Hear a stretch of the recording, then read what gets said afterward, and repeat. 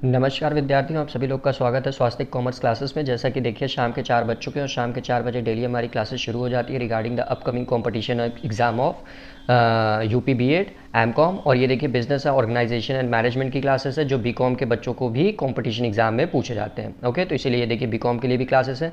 और जो बच्चे सी यू एड के लिए अपीयर होंगे कॉमन यूनिवर्सिटी एंट्रेंस टेस्ट, उस बच्चों के लिए भी बहुत ज़्यादा ये इंपॉर्टेंट है जो बच्चे एम कॉम और बी कॉम के लिए अपीयर होंगे in the C U Ed exam. Okay, और ये देखिए जो भी क्वेश्चंस मैं कराता हूँ वो सारे के सारे एमसीक्यू के देखिए जो पीडीएफ है मैं अपने टेलीग्राम चैनल स्वास्तिक 0421 पे प्रोवाइड करा देता हूँ। तो अगर अभी तक चैनल को फॉलो नहीं किया so go and follow this channel. Okay, ताकि आप लोग भी सारे के सारे पीडीएफ को डाउनलोड कर सकें। लिंक आपको डिस्क्रिप्शन बॉक्स में भी मिल जाएगी, तो वहाँ से भी जाकर आप लोग डाउनलोड कर सकते हैं। और किसी भी बच्चे को कोई भी पर्सनल क्वेरी मेरे से करनी है तो टेलीग्राम पे देखिए मेरे को डायरेक्ट मैसेज कर सकता है। मेरा देखिए जो पर्सनल यूज़र आईडी है टेलीग्राम का वो है विकास_श्री, वहाँ से वो डायरेक्ट मेरे को मैसेज कर सकता है। ओके, और अगर अभी तक आप लोगों ने हम लोगों को इंस्टाग्राम पे फॉलो नहीं किया so go and follow also there. हमारा यूज़र आईडी देखिए स्वास्थ्य कॉमर्स क्लास। ओके, इन सारे का लिंक आपको डिस्क्रिप्शन बॉक्स में मिल जाएगा, वहाँ से भी जाकर आप लोग फॉलो कर सकते हैं। तो ये आज देखिए बिजनेस ऑर्गेनाइजेशंस की हमारी दूसरी क्लास है। पहली क्लास में ऑलरेडी ले चुका हूँ, अगर वो नहीं देखें आप लोग तो वो वीडियोस का भी लिंक आपको डिस्क्रिप्शन बॉक्स में मिल जाएगी पूरी की पूरी प्लेलिस्ट की, तो वहाँ से जाकर आप लोग पूरा का पूरा प्लेलिस्ट वॉच कर सकते हैं, एमसीक्यू की भी और थीरी की भी। ओके, क्योंकि मैं थीरी और एमसीक्यू दोनों कराता हूँ, तो वहाँ से जाकर आप लोग वॉच करते हैं। तो चलिए देर न करते हुए आज की हम लोग बिजनेस ऑर्गेनाइजेशन और मैनेजमेंट की दूसरी क्लास शुरू करते हैं। ओके,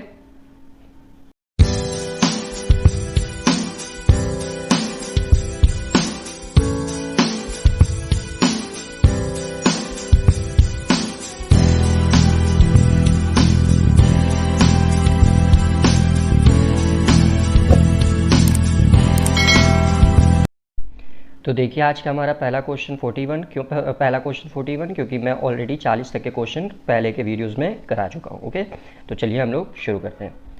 तो देखिए क्वेश्चन नंबर 41 क्या कह रहा है आपसे, dash is personally liable for preliminary contracts, यानी कि जो प्रारंभिक कॉन्ट्रैक्ट होते हैं उसके लिए उत्तरदायित्व तो लाइबल यानी कि कौन होता है। Okay, director, promoter, both A B and none of the above. तो डायरेक्टर तो देखिए तब बनते हैं जब आपकी कंपनी का निर्माण हो जाता है, तो ये प्रिलिमिनरी कॉन्ट्रैक्ट है, तो प्रिलिमिनरी कॉन्ट्रैक्ट हमेशा याद रखिएगा प्रमोटर द्वारा रिस्पॉन्सिबल होता है, तो इसीलिए इसका आंसर प्रमोटर होगा। ओके, जो प्रवर्तक होते हैं वो प्रवर्तक ही आपके लाइबल होते हैं प्रारंभिक कॉन्ट्रैक्ट के लिए। नेक्स्ट क्वेश्चन देखिए 42 आपसे क्या कह रहा है कि the legal position of a promoter is that of, जो प्रमोटर की जो लीगल पोजीशन होती है, ठीक, वैधानिक पोजीशन जो होती है लीगल की एक कंपनी में, वो क्या होती है? वो एक एजेंट के रूप में रहते हैं, एक ट्रस्टी के रूप में रहते हैं, an agent as well as trustee, यानी कि एजेंट और ट्रस्टी दोनों के रूप में रहते हैं, neither an agent nor a trustee. तो देखिए जब एक बार कंपनी का फॉर्मेशन हो जाता है ना, तो जो कंपनी का प्रमोटर होता है वह ना ही तब कंपनी का एजेंट रह जाता है ना ही कंपनी का ट्रस्टी। दैट मीन्स वो 42 आंसर बन जाएगा, क्योंकि जैसे ही कंपनी का फॉर्मेशन हो जाता है तो कंपनी देखिए खुद की मालिक हो जाती है, फिर कंपनी अपने हिसाब से रूल करती है, जो उसको शेयर होल्डर्स जो उसके होते हैं वो चलाते हैं। ओके, तब उसमें प्रमोटर का कोई भी रोल नहीं रह जाता है। 43 देखिए आपसे क्या कह रहा है, if the promoter does not disclose the secret profit, अगर प्रमोटर ने जो कंपनी को गुप्त लाभ हुआ है उसको डिस्क्लोज नहीं किया है, क्लियर, अर्नड बाय हिम, जो उसके प्रमोटर द्वारा अर्न किया गया है, कमाया गया है, and the company gets to know about it, और कंपनी को इसके बारे में पता चल जाता है, तो कंपनी क्या कर सकती है आपसे पूछा, यानी कि कोई ऐसा सीक्रेट प्रॉफिट है, ठीक, जिसको प्रमोटर ने कंपनी को नहीं बता रखा है, ठीक, और वह प्रॉफिट देखिए प्रमोटर ही अर्न भी कर रहा है, तो जब कंपनी को ऐसे प्रॉफिट के बारे में पता चल जाएगा तो कंपनी क्या कर सकती है, ये आपसे सवाल पूछ रहा है। ठीक, तो सबसे पहला ऑप्शन देखिए, कैंसिल द कॉन्ट्रैक्ट, कॉन्ट्रैक्ट को कैंसिल कर सकती है, recover the purchase price paid to the promoters, claim damages for the loss suffered, या ऑल ऑफ द एबव। तो देखिए सारे के सारे क्लेम कंपनी कर सकती है, कॉन्ट्रैक्ट को भी कैंसिल कर सकती है, और recover the purchase price paid to the promoters, और जो प्रमोटर्स को पैसा पे किया गया है परचेस का उसको भी रिकवर कर सकती है, और कोई डैमेज हो सकता है तो उस डैमेज के लिए भी क्लेम कर सकती है। ओके, क्वेश्चन नंबर 44 देखिए आपसे क्या कह रहा है, the promoter have to select a name for the company, यानी कि प्रमोटर्स जो होते हैं जो कंपनी का निर्माण करते हैं उनको देखिए कंपनी का कोई एक नाम सेलेक्ट करना पड़ता है, ठीक, and get it approve from the registrar of companies, और फिर उस नाम को देखिए अप्रूव कराना पड़ता है कंपनी के रजिस्ट्रार से, ठीक। It has to be ensure that the name selected does not match with the name of any other company, ठीक। और यह प्रमोटर को इंश्योर कर लेना चाहिए कि जो नाम उन्होंने सेलेक्ट कर रखा है, ठीक जो नाम उन्होंने सेलेक्ट कर रखा है वह किसी और कंपनी के साथ मैच नहीं करनी चाहिए। तो for this dash names are given to the registrar in the order of preference. तो इसके लिए कितने नेम कंपनी प्रमोटर द्वारा कंपनी के रजिस्ट्रार को रजिस्ट्रेशन करने के लिए दिया जाता है, जिसमें से एक नाम लेकर वो रजिस्ट्रेशन करता है। 2, 3, 4 या 6 कितने नाम दिए जाते हैं? तो याद रखिएगा हमेशा 3 नाम दिए जाते हैं प्रमोटर्स द्वारा कंपनी के रजिस्ट्रार को, और उसी में से एक नाम को फाइनलाइज करके रजिस्टर्ड करता है।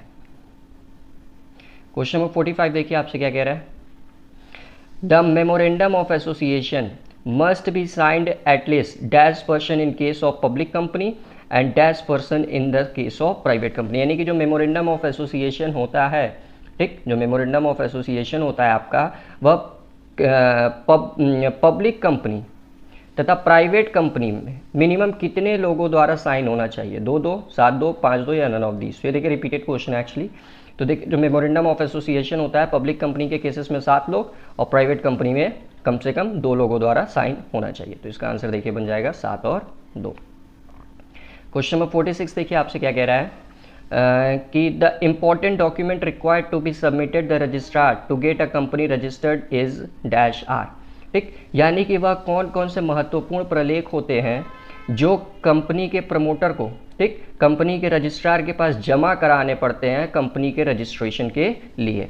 सबसे पहला आर्टिकल ऑफ एसोसिएशन, दूसरा कंसर्न ऑफ प्रपोज्ड डायरेक्टर्स, तीसरा आपका है देखिए स्टैट्यूटरी डिक्लेरेशन या ऑल ऑफ द एबव।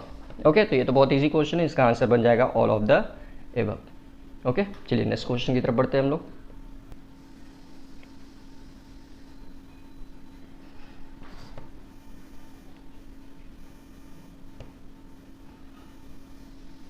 जी देखिए क्वेश्चन नंबर 47 आपसे क्या कह रहा है। Dash is also known as situation clause और डोमिसाइल क्लॉज। मतलब कि इन क्लॉजेस में से किस क्लॉजेस को हम लोग सिचुएशन क्लॉज और डोमिसाइल क्लॉज के नाम से भी जानते हैं। Okay, objective clause, registered office clause, capital clause या लाइबिलिटी क्लॉज। ओके, तो देखिए डोमिसाइल क्लॉज का नाम आ गया है, तो इसी से आप लोग देखिए थोड़ा अगर दिमाग लगाएं तो कर सकते हैं। जो रजिस्टर्ड ऑफिस क्लॉज होता है वही आपका सिचुएशन क्लॉज और डोमिसाइल क्लॉज के नाम से जाना जाता है। क्वेश्चन नंबर 48 देखिए, 48 आपसे क्या कह रहा है। Dash is the document containing the rules and regulation for the internal management of a company. यानी कि कौन सा डॉक्यूमेंट्स होता है, कौन सा प्रलेख होता है जिसमें कंपनी के रूल्स, नियम और रेगुलेशन लिखे होते हैं इंटरनल मैनेजमेंट के regarding. Clear. Memorandum of association में, प्रोस्पेक्टस में, charter of the company, article of association. Okay, तो याद रखिएगा जो कंपनी के रूल्स और रेगुलेशंस लिखे रहते हैं for the internal management of the company, वो आपका आर्टिकल ऑफ एसोसिएशन में लिखे रहते हैं। ओके, चलिए 49 की तरफ बढ़ते हैं हम लोग। 49 देखिए आपसे क्या कह रहा है। Acts done beyond the scope of memorandum are dash and can not be dash. यानी कि ऐसा एक्ट जो आपके क्या बोलते हैं, यानी कि ऐसा एक्ट जो आपका मेमोरेंडम के दायरे के बाहर कर रखी कि मतलब जो आपका पार्षद नियम है उसके बाहर कोई ऐसा एक्ट कर रखा गया है, ठीक। तो ये आपका क्या होता है, ये आपसे पूछ रहा है। तो याद रखिएगा जब भी कंपनी के मेमोरेंडम के बाहर का कोई एक्ट किया जाता है तो सबसे पहली बात वो इनवैलिड होता है और उसको सही नहीं किया जा सकता है। तो invalid and ratified. Okay, next question देखिए, क्वेश्चन नंबर 50 आपसे क्या कह रहा है कि a public limited company may either have its own articles और may adopt dash given in the companies act. यानी कि एक पब्लिक लिमिटेड कंपनी जो होती है, ठीक, may either have its own articles, जिसका खुद का एक आर्टिकल्स होता है, या इसमें से क्या वो अडॉप्ट कर सकती है कंपनीज एक्ट से। क्लियर। तो टेबल ए, टेबल बी, शेड्यूल 4 या शेड्यूल 6। ओके, तो याद रखिएगा कंपनी के पास अगर खुद का आर्टिकल्स है तो कोई नहीं, या अगर अडॉप्ट करना है कंपनी को तो टेबल ए अडॉप्ट करती है। ओके, नेक्स्ट क्वेश्चन की तरफ बढ़ते हैं। वेल आइए आपको समझा देता हूँ ये सारे टेबल्स में क्या होते हैं, तब आप लोग को इजिली समझ में हो रहेगा। Okay, so wait a second. तो जी देखिए forms of memorandum of association as per schedule 1 of A type of company. Okay, तो सबसे टेबल ए में देखिए आपका क्या मेंशन है, कंपनी जो होनी चाहिए वो लिमिटेड बाय शेयर्स होनी चाहिए। तो अभी ना देखिए पब्लिक कंपनी जो होती है वो शेयर्स मतलब शेयर होल्डर्स द्वारा ऑपरेट होती है, क्यों? क्योंकि वो लिमिटेड बाय शेयर्स होती है। टेबल बी में देखिए क्या मेंशन होता है, the company not having share capital and is limited by guarantee, यानी कि ऐसी कंपनी जो देखिए आपका शेयर कैपिटल द्वारा लिमिटेड नहीं होती है, ठीक, ये लिमिटेड बाय गारंटी होती है।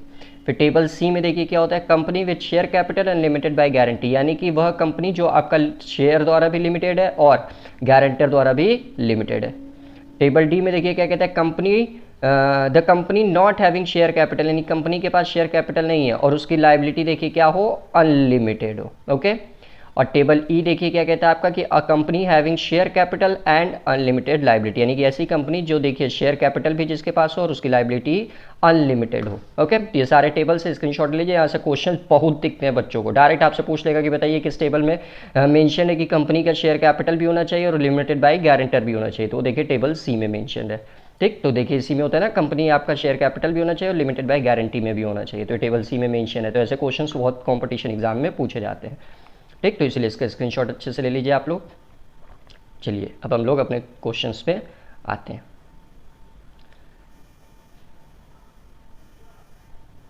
ओके, ये रहा। चलिए क्वेश्चन नंबर 51 अब हम लोग देखते हैं। 51 हमारे से क्या कह रहा है कि अ स्टैट्यूटरी डिक्लेरेशन, ठीक है, एक वैधानिक घोषणा is to be submitted to the registrars stating that all the legal requirements with the Companies Act with regard to incorporation have been compiled with. This statement has to be signed by, यानी कि ऐसा declaration, वैधानिक declaration जो registrar द्वारा, registrar के पास देखिए submit किए जाते हैं किस रूप में, लीगल रिक्वायरमेंट्स के रूप में, ठीक, लीगल डॉक्यूमेंट्स के रूप में at the time of incorporation of the company. तो जो डॉक्यूमेंट्स होता है, जो डिक्लेरेशन होता है, वह किसके किसके द्वारा साइंड होना चाहिए, ये आपसे पूछ रहा है। ओके, क्वेश्चन आप लोग समझ गए होंगे आई गेस। तो सबसे पहला एडवोकेट ऑफ हाई कोर्ट और सुप्रीम कोर्ट, दूसरा आपका chartered accountant, company secretary in full time practices, और थर्ड आपका persons named in the articles as a directors. Okay, तो ये देखिए तीनों लोग क्या बोलते हैं, साइन करेंगे उस पर, मतलब एनी ऑफ द अबव, इन तीनों में से कोई भी साइन कर सकता है।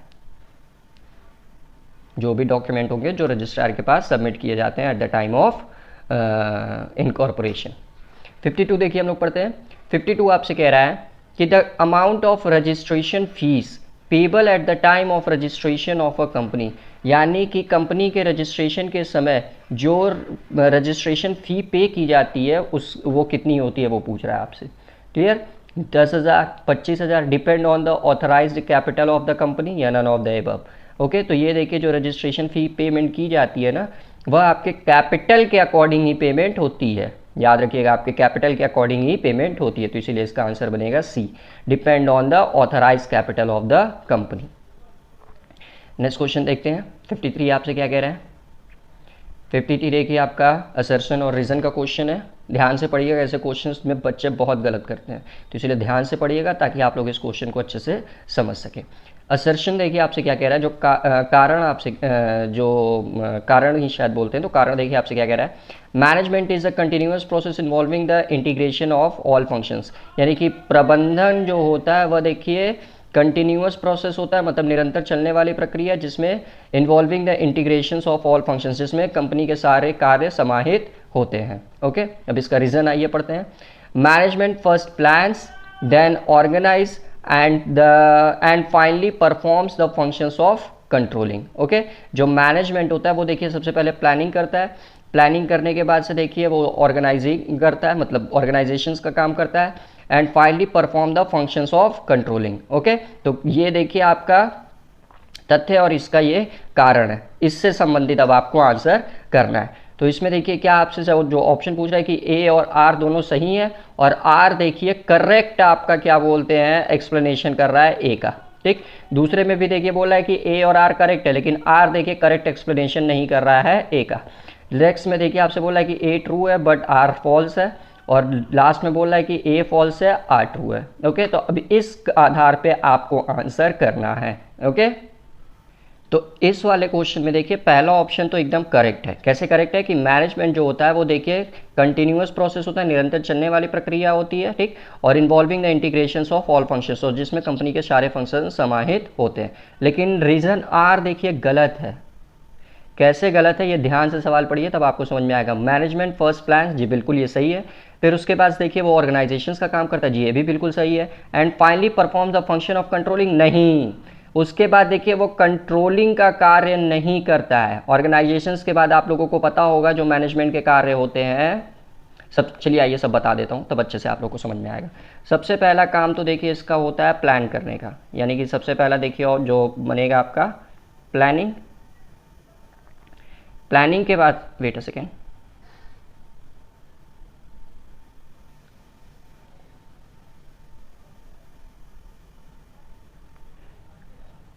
ठीक, सबसे पहला तो देखिए वो प्लानिंग करेगा। प्लानिंग के बाद से दूसरा देखिए जो कार्य होता है ना मैनेजमेंट द्वारा, वो होता है ऑर्गेनाइजिंग का, ऑर्गेनाइजिंग का। दूसरे के बाद से देखिए तीसरा जो प्लान होता है ना, तीसरा जो होता है वो आपका, सॉरी तीसरा स्टेप जो होता है वो होता है स्टाफिंग का। स्टाफिंग के बाद से जो होता है आपका चौथा, चौथा देखिए आपका होता है डायरेक्टिंग और एक्चुएटिंग का। वेट अ सेकेंड, डायरेक्टिंग का। पांचवा काम देखिए आपका कंट्रोलिंग का।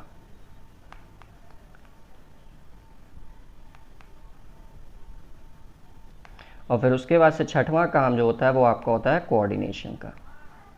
इस तरह से आपका मैनेजमेंट वर्क करता रहता है। ओके, तो देखिए कंट्रोलिंग तो बहुत बाद में आता है, थर्ड नंबर पे स्टाफिंग आता है। तो इसीलिए इसका देखिए जो आपका ऑप्शन बनेगा वो तो देखिए पहला वाला बिल्कुल करेक्ट है, लेकिन दूसरा वाला रीज़न इसका गलत है। तो इसीलिए इसका आंसर बनेगा ए ट्रू है but R false. Okay, I hope आप लोग समझ रहे होंगे। चैनल को सब्सक्राइब नहीं किया सो प्लीज़ चैनल को जल्दी से जल्दी सब्सक्राइब कर लीजिए, क्योंकि हमारी इसी तरह रेगुलर क्लासेस चलती रहती है, ठीक। तो जो बच्चे इससे लाभान्वित हो रहे हैं वो प्लीज़ चैनल को जल्दी से जल्दी सब्सक्राइब कर लें। वीडियो पसंद आती है तो उसको वीडियो को लाइक ज़रूर किया करिए, और ज़्यादा से ज़्यादा वीडियो शेयर करिए ताकि ज़्यादा से ज़्यादा बच्चों तक वीडियो पहुंच सके। और जितनी ज़्यादा वीडियोस तक बच्चे ज्वाइन करेंगे उतना आपका कंपटीशन बढ़ेगा, और जितना कंपटीशन बढ़ेगा उतना ही आप लोग अच्छे से एग्जाम में परफॉर्म कर पाएंगे। ओके, चलिए नेक्स्ट क्वेश्चन देखते हैं हम लोग। 54 आपसे क्या कह रहा है कि मैनेजमेंट मीन्स फॉरकास्टिंग, मतलब मैनेजमेंट का अर्थ होता है पूर्वानुमान, प्लानिंग नियोजन, ऑर्गेनाइजेशन संगठन, directing coordinating and controlling. Who said this, यानी कि किसने कहा है कि मैनेजमेंट देखिए पूर्वानुमान, नियोजन, ऑर्गेनाइजिंग, डायरेक्टिंग और कोऑर्डिनेशन समन्वय, और कंट्रोलिंग नियंत्रण होता है। पीटर एफ डरकर, हेनरी फ्योल, पार्किंस या एफ.डब्ल्यू. टायलर, ये किसने कहा है, ठीक। तो याद रखिएगा हेनरी फ्योल ने ये स्टेटमेंट को कहा है। ओके, क्वेश्चन नंबर 55 देखिए, विच of the following is not a part of management, इसमें से कौन सा पार्ट मैनेजमेंट का नहीं है। बहुत इजी क्वेश्चन है, इसका आंसर आप लोग करके बताएंगे कमेंट में। अभी तुरंत मैंने आप लोग को बताया भी है, तो कमेंट करके आप लोग आंसर बताएंगे कि इसका करेक्ट आंसर क्या होगा। देखता हूँ कितने बच्चे इसका आंसर बताते हैं। चलिए नेक्स्ट क्वेश्चन की तरफ पढ़ते हैं।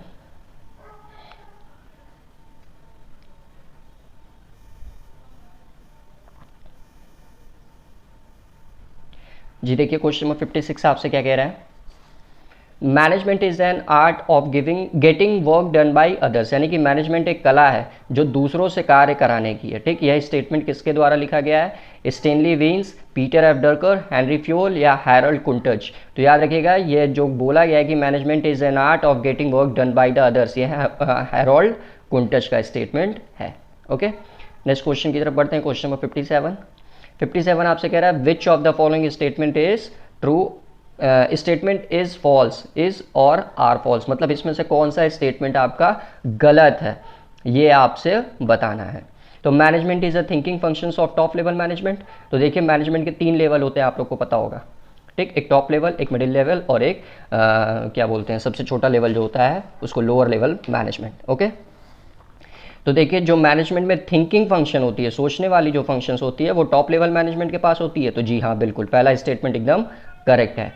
नेक्स्ट पॉइंट देखिए, management does not ensure utilisation of available resource to achieve some objectives, यानी कि मैनेजमेंट जो आपका होता है तो जी देखिए दूसरा वाले का मतलब जो आपका था कि मैनेजमेंट यानी कि प्रबंध कुछ उद्देश्यों को प्राप्त करने के लिए उपलब्ध संसाधनों के उपयोग को सुनिश्चित नहीं करता है। तो ऐसा कुछ नहीं है। मैनेजमेंट जो होता है ना, वो देखिए अपने संसाधनों को ज़्यादा से ज़्यादा यूटिलाइजेशन करने का प्रोसेस करता है, यानी कि यही स्टेटमेंट क्या है आपका, गलत है।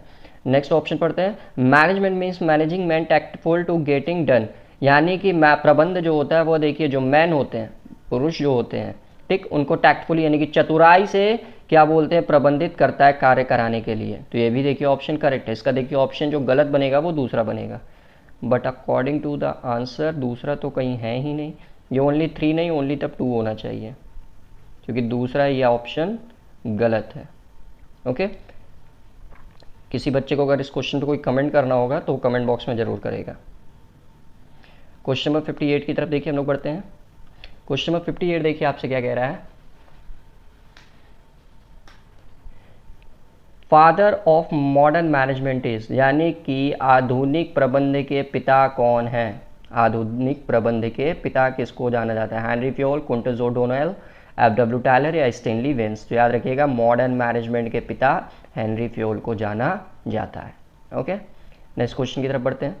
59 देखिए आपसे क्या कह रहा है। वेट अ सेकेंड, हाँ, मैनेजमेंट इज कंसर्न विथ, जो मैनेजमेंट होता है वो किससे कंसर्न होता है, लेजिस्लेटिव फंक्शन से, एडमिनिस्ट्रेटिव फंक्शन से, एग्जीक्यूटिव फंक्शन से, या all of the above. Okay, तो याद रखिएगा जो मैनेजमेंट होता है ना वो आपका एग्जीक्यूटिव फंक्शन से होता है। होता तो आपका एडमिनिस्ट्रेटिव फंक्शन से भी है, लेकिन मैक्स जो एकदम क्लोजेस्ट आंसर इसका बनेगा वो बनेगा एग्जीक्यूटिव फंक्शन से, क्योंकि एग्जीक्यूशन का कार्य कराने का ही मैनेजमेंट का होता है। ऑल ऑफ दिस इसलिए नहीं बन सकता क्योंकि लेजिस्लेटिव फंक्शंस का काम कभी भी मैनेजमेंट का नहीं होता है। दैट्स वाई इसका जो सबसे क्लोजेस्ट आंसर होगा वो एग्जीक्यूटिव फंक्शंस होगा। क्वेश्चन नंबर 60 की तरफ देखिए मूव किया जाए। तो ये देखिए थोड़ा मैच वाला क्वेश्चन है। तो देखिए क्या कह रहा है आपसे, executive functions, administrative functions, board of directors, research and development officers. अब यहाँ पे इसको देखिए लिस्ट 1 और लिस्ट 2 के साथ हमको मैच कराना है। तो अभी देखिए हम लोगों ने इसका आंसर देखा, एग्जीक्यूटिव फंक्शंस देखिए किसका कार्य होता है, मैनेजमेंट का। तो ए का तो भैया 3 हो गया, क्योंकि देखिए मैनेजमेंट है 3 नंबर पे। फिर दूसरा देखिए आपसे एडमिनिस्ट्रेटिव फंक्शंस। तो एडमिनिस्ट्रेशन का काम देखिए हमेशा टॉप लेवल मैनेजमेंट करता है, एडमिनिस्ट्रेशन का, डिसीजन मेकिंग का, ये सारी चीज़ें। ओके, तो ये देखिए 4 नंबर हो गया आपका टॉप लेवल मैनेजमेंट। फिर board of directors, board of directors कौन होते हैं भैया, ये कंपनी के एडमिनिस्ट्रेटर होते हैं, तो इसीलिए एडमिनिस्ट्रेशन का काम इनके पास होता है। और फिर रिसर्च एंड डेवलपमेंट ऑफिसर्स, तो जो R&D ऑफिसर्स होते हैं वो आपके लोअर लेवल मैनेजमेंट में आएंगे। तो इसका आंसर 3 4 1 2 कहाँ है, 3 4 1 2। देखिए अगर एक ही आप पता कर लिए होते हैं एग्जीक्यूटिव फंक्शंस मैनेजमेंट द्वारा, तो ये भी आपका आंसर ईजिली बन गया होता है। ओके, तो इसको अच्छे से आप लोग समझ के जाइएगा कि किस मैनेजमेंट द्वारा कौन सा कार्य किया जाता है, कौन सा फंक्शंस किस मैनेजमेंट द्वारा होता है। ओके, क्वेश्चन नंबर 61 की तरफ पढ़ते हैं। फिर देखिए आपका असर्शन और रीजन का क्वेश्चन आ गया। तो इस सारे क्वेश्चंस को ध्यान से पढ़कर आप लोग जाइएगा परीक्षा में। देखिए क्वेश्चन क्या कह रहा है आपसे, management ensures maximum production at minimum cost, यानी कि प्रबंध जो होता है वो इंश्योर करता है कि ज़्यादा से मैक्सिमम प्रोडक्शन, ज़्यादा से ज़्यादा प्रोडक्शन किया जा सके कम से कम लागत पर। तो पहला ऑप्शन तो एकदम करेक्ट है। ठीक, अब इसका कारण आइए पढ़ते हैं। मैनेजमेंट जो होता है वो एलिमिनेट करता है waste as far as practicable. Okay, तो जो मैनेजमेंट होता है वो एलिमिनेट करता है ज़्यादा से ज़्यादा जो वेस्टेज होते हैं कंपनी में, ठीक, उस वेस्टेज को एकदम एलिमिनेट करता है कि कम से कम वेस्टेज हो। ठीक, वेस्टेज करने की जो कंपनी ज़्यादा से ज़्यादा जो वेस्टेज कर रही है उसको एलिमिनेट करना शुरू कर देगा कि कम से कम वेस्टेज हो। तो देखिए जब वेस्टेज कम होगा तो ऑब्वियसली आपका कॉस्ट जो आएगा वो भी कम होगा। तो जब कॉस्ट कम होगा तो आपको मैक्सिमम प्रॉफिट होने के, मैक्सिमम प्रोडक्शन होने के चांसेस बढ़ जाएंगे। तो ये भी ऑप्शन एकदम करेक्ट है और ये इसका आपका एक्सप्लेनेशन भी कर रहा है। तो इसीलिए इसका आंसर देखिए बन जाएगा both A and R correct और R is the correct explanation of A. Question number 62 की तरफ बढ़ते हैं।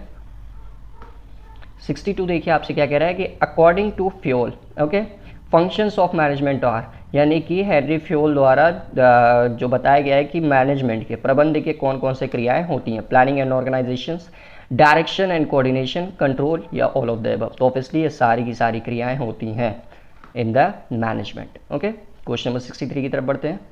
63 देखिए आपसे क्या कह रहा है कि डेमोक्रेटिक लीडर के बारे में बोल रहा है।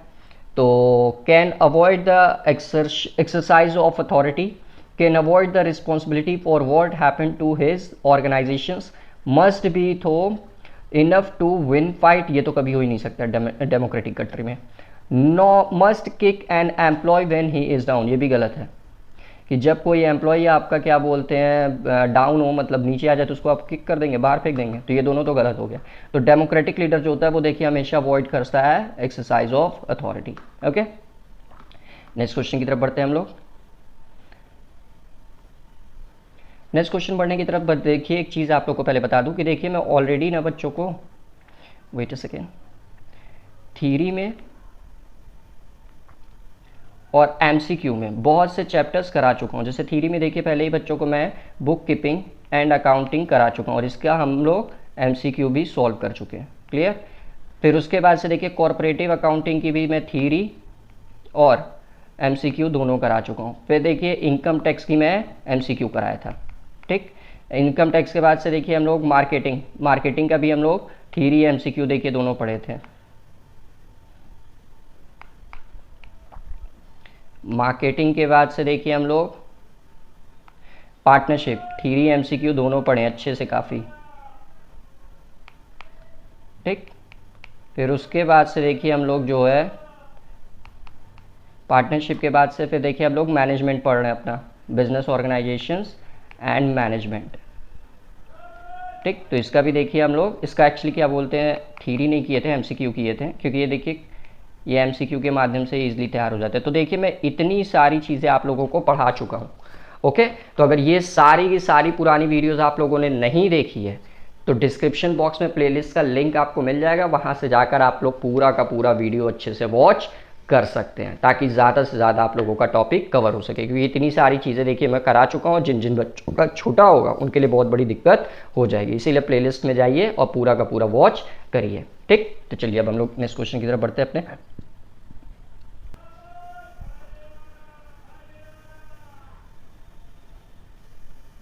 क्वेश्चन नंबर 64 देखिए, अभी मैच करने वाला क्वेश्चन ही है। ओके, तो आइए देख लेते हैं हम लोग 64 को भी।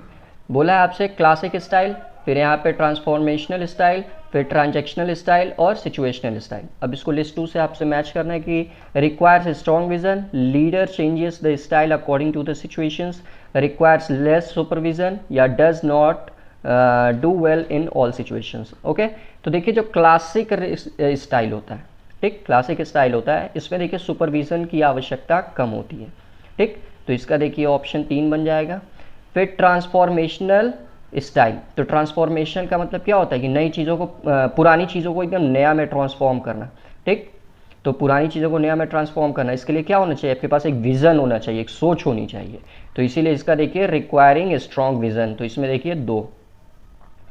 ट्रांजैक्शनल स्टाइल, तो ट्रांजैक्शनल स्टाइल में देखिए क्या होता है आपका कि does not do well in all situation, यानी कि ट्रांजैक्शन स्टाइल जो होता है ना वो सारे सिचुएशन में अच्छा करे ऐसा कोई गारंटी नहीं है। और सिचुएशनल स्टाइल, ये देखिए इसमें हमेशा क्या होगा, देखिए तो ऑप्शन से ये आप लोग पकड़ सकते थे, सिचुएशन। तो leader change the style according to their situations, यानी कि इसका वेट अ सेकंड, कहीं गलत हुआ है क्या कुछ। ट्रांसफॉर्मेशनल स्टाइल में देखिए आपका 1 होगा, सॉरी माफ़ करिएगा, विजन वाला 1 था, मैंने 2 लिख दिया था। यहाँ पे देखिए 1 होगा और ये 2 होगा, यानी कि 3 1 4 2। कहाँ दिख रहा भैया, ये रहा 64 का सी। ओके, 65 की तरफ बढ़ते हैं। 65 देखिए आपसे क्या कह रहा है, management is a pervasive in the sense that, यानी कि प्रबंध आपका किस अर्थ में व्यापक है, यह आपसे क्वेश्चन कर रहा है। It fulfil all the purposes, ये सारे पर्पजेस को पूरा करता है, तो ऐसा कुछ नहीं है। मैनेजमेंट सारे पर्पजेस को पूरा करेगा तो कंपनी के एम्प्लॉय क्या करेंगे, तो इसीलिए ये ऑप्शन ही गलत हो गया आपका। It uses all resources effectively, चलिए आइए देखते हैं अभी इसके बारे में। It is relevant for all organisations, तो ये देखिए आपका ऑप्शन करेक्ट बनेगा, क्योंकि जो मैनेजमेंट होता है वह सारे ऑर्गेनाइजेशंस के लिए रेलिवेंट होता है। ठीक, तो ये इसका अप्रोप्रिएट आंसर बनेगा।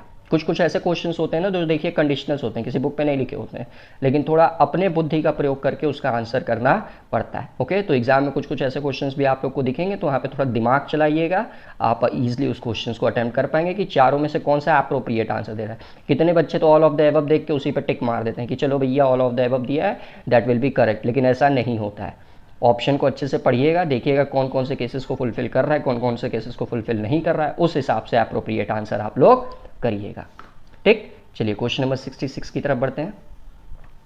66 देखिए आपसे क्या कह रहा है कि all managerial functions are settled by managers with the tool of, यानी कि जितने आपके प्रबंधकीय कार्य होते हैं वो मैनेजर्स द्वारा सेटल्ड किए जाते हैं किस टूल के हिसाब से? Planning, decision making, effective control या अथॉरिटी। ओके, तो देखिए जो मैनेजमेंट के कार्य होते हैं ना, वो मैनेजमेंट के कार्य किस पे बेस्ड होते हैं? जो मैनेजर्स द्वारा प्लानिंग सेट की जाती है उसके द्वारा।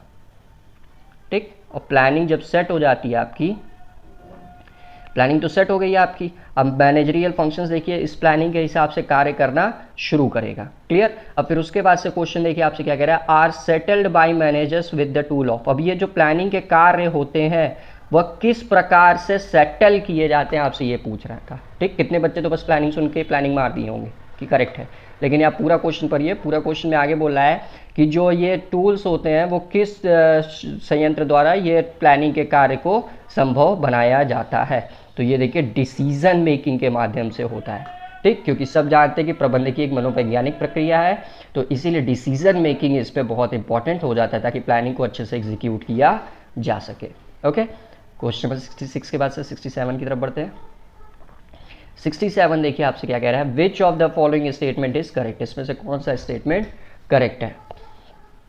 Management can not generate favourable working environment, ये गलत है। मैनेजमेंट हमेशा फेवरेबल वर्किंग एनवायरनमेंट को जनरेट करता है, तो कैन नॉट तो हो ही नहीं सकता। ओके, क्वेश्चन नंबर बी देखिए आपसे क्या कह रहा है, an ideal management takes the right decision all the matters at the right time. ये ऑप्शन बिल्कुल करेक्ट है कि जो एक आदर्श प्रबंध होता है वो हमेशा सही डिसीजन लेता है ऑन ऑल मैटर्स, सारे मैटर्स में सही समय पे, तो ये सही है।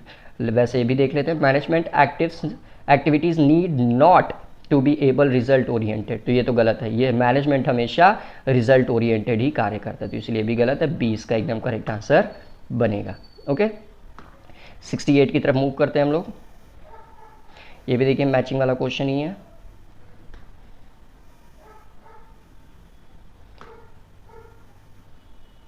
देखिए क्या कह रहा है 68 आपसे, रिवर्सिबल डिसीजन, फिर experimental decision, trial and error and authoritative. Okay, ये आपको ऑप्शन दे दिया है सारा का सारा। और फिर उसके बाद से knowledge gain from mistakes is used, decision making comes from the top, can be changed और टोटली रिवोक्ड, या can not be finished until the final result come. तो देखिए सबसे पहली बात तो रिवर्सिबल डिसीजन।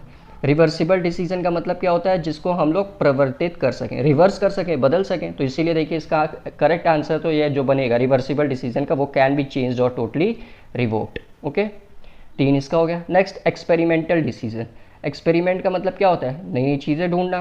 तो can not be finalise until the final result come, यानी कि एक्सपेरिमेंट जब तक हम लोग करते रहेंगे जब तक हमारा फाइनल रिजल्ट आ नहीं जाता। ठीक, इसलिए साइंस वाले देखिए क्या करते रहते हैं, एक्सपेरिमेंट पे एक्सपेरिमेंट करते रहेंगे और जब तक उनका फाइनल रिजल्ट आ नहीं जाएगा तब तक उस एक्सपेरिमेंट का प्रोसेस चलता रहेगा। तो इसका तो 4 हो गया भैया। ट्रायल एंड एरर्स, ठीक, यानी कि आपके ट्रायल और एरर की बात करें, यानी कि देखिए नॉलेज यहाँ गेन किया जाएगा अपने मिस्टेक से। ठीक, तो इसका 1 बन जाएगा। बचा आपका अथॉरिटी, तो अथॉरिटी सब जानते हैं, decision making comes from the top, यानी कि 3 4 1 2 कहाँ दिख रहा है भैया? ये रहा 68 का। नेक्स्ट क्वेश्चन की तरफ बढ़ते हैं। नेक्स्ट क्वेश्चन देखिए आपसे क्या कह रहा है, according to James Lundy, okay, 3 types of management are. तो जेम्स लॉन्डी के हिसाब से जो मैनेजमेंट होते हैं उनके 3 टाइप्स आपको बताना है। सबसे पहला प्लानिंग, इम्प्लीमेंटेशन, कंट्रोल। तो देखिए क्या ज़्यादा पढ़ना, यही होता है आंसर। ठीक, तो जेम्स लॉन्डी के हिसाब से मैनेजमेंट जो 3 टाइप्स में बटे हुए हैं वो आपके यही हैं। सबसे पहला प्लानिंग, दूसरा implementation, last control. That's it. Okay, next question की तरफ बढ़ते हैं हम लोग।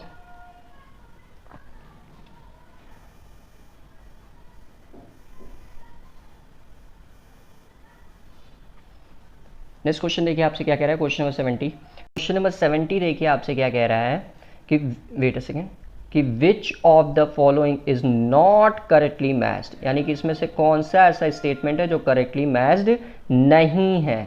Management is the art and science of decision making and leadership, ये क्या जो वाक्य है वो आपका डोनाल्ड जे क्लफ द्वारा दिया गया है। फिर नेक्स्ट है आपका management is the art of directing and inspiring people, ये क्या वाक्य आपका जॉर्ज आर टेरी द्वारा दिया गया। और नेक्स्ट आपका management is the functions of executive leadership anywhere, और ये स्टेटमेंट क्या राल्फ सी डेविस द्वारा दिया गया है। तो याद रखिएगा ए और सी बिल्कुल करेक्ट है, ठीक। जो गलत ऑप्शन है या नॉट करेक्टली आपसे पूछा था ना वो बी है। कैसे बी है? क्योंकि ये management is the art of directing and inspiring people, ये जॉर्ज आर टेरी द्वारा नहीं दिया गया। ये कॉन्सेप्ट आपका जेडी मूने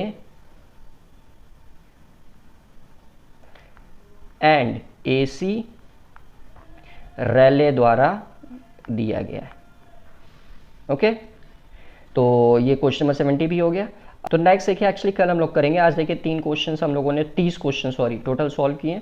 मैनेजमेंट के अब तक देखिए टोटल 70 क्वेश्चन हम लोग सॉल्व कर चुके हैं। ओके, तो अगर इसकी पीडीएफ आप लोगों को डाउनलोड करनी है तो उसके लिए आप लोग टेलीग्राम का चैनल स्वास्तिक 0421 ज्वाइन कर लीजिए। यहाँ पे जैसे ही मैनेजमेंट की क्लास जिस दिन खत्म हो जाएगी उस दिन हम 1-2 दिन और चलेगी, फिर उसके बाद से हम लोग क्या करेंगे, मैं क्या करूँगा, ये स्वास्तिक 0421 पे ही मैनेजमेंट का पीडीएफ आप लोगों को प्रोवाइड करा दूंगा। ओके, तो चैनल को सब्सक्राइब नहीं किया, चैनल को जल्दी से जल्दी सब्सक्राइब कर लीजिए। वीडियो पसंद आती है तो लाइक ज़रूर किया करिए। ओके, और वीडियो को आप लोग ज़्यादा से ज़्यादा शेयर करिए, क्योंकि बार बार मैं कहता हूँ जितना ज़्यादा आप लोग शेयर करेंगे कंपटीशन उतना ज़्यादा ही बढ़ेगा और उतनी अच्छे से आप लोगों की प्रिपरेशन हो पाएगी। ओके, तो चलिए मिलते हैं कल की क्लासेस में, तब तक अच्छे से आप लोग पढ़ाई करते रहिए। और हाँ, एक और इन्फॉर्मेशन देखिए, जो फर्स्ट पेपर है ना COET के बच्चों के लिए फर्स्ट पेपर, और वो पेपर देखिए आपका यूपी बीएड में भी जो बच्चे जीएस के लिए अपीयर होंगे उनके लिए भी काम करेगा वो, ठीक। तो वो फर्स्ट पेपर की देखिए कुछ ही दिनों में मैं क्लासेस लेकर आने वाला हूँ, जो मैराथन क्लासेस होगी। एक्चुअली उसके पीडीएफ पे ही वर्क कर रहा हूँ ताकि आप लोगों को अच्छे से अच्छा कंटेंट प्रोवाइड कराया जा सके। तो इसीलिए उसी के पीडीएफ पे वर्क कर रहा हूँ। जैसे वो पीडीएफ बन जाएगी, क्लियर हो जाएगा, वैसे ही मैं COET का फर्स्ट पेपर का भी क्वेश्चन आप लोगों को लिए लेकर आ जाऊँगा। ओके, तो चलिए मिलते हैं कल की क्लासेस में, तब तक आप लोग अच्छे से पढ़ाई करते रहिए, ठीक। और जो भी डाउट हो वो आप मेरे से टेलीग्राम चैनल पर पूछ सकते हैं। मेरा देखिए पर्सनल यूज़र ID है Vikas_Sri। Okay, so bye bye, see you all tomorrow.